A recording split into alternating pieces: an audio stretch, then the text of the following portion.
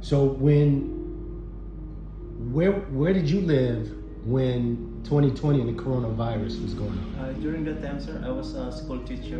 You was a school teacher. Yes, sir. Okay. What grade? Uh, grade 2. Grade 2. Yes, sir. So very young Very children. young. Yes, sir. Okay. Was there a lot of information about the virus? Yes, sir. Okay. You're from, was this in the Philippines or was this in Thailand? It's in Thailand, sir. It was in Thailand. Okay. So there's a lot of news. There's a lot of people talking about the coronavirus, and you were a school teacher. Yes, sir. So what was the message that you were telling your students? Only the owner of the school, they said, don't tell anything that make panic to the student, and to tell their parents that this is happening now in the world. Tell them in a nice way.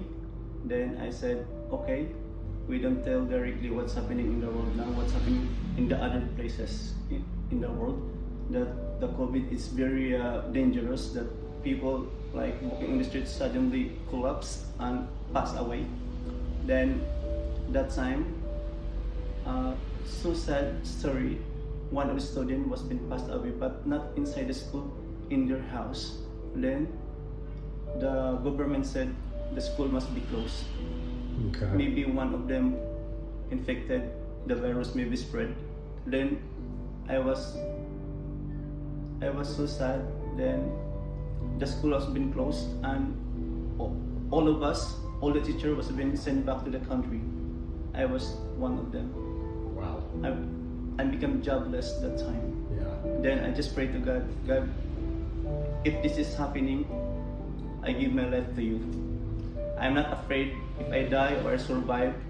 I'm happy because I give my life. I Amen. do my job, my family, I support my family.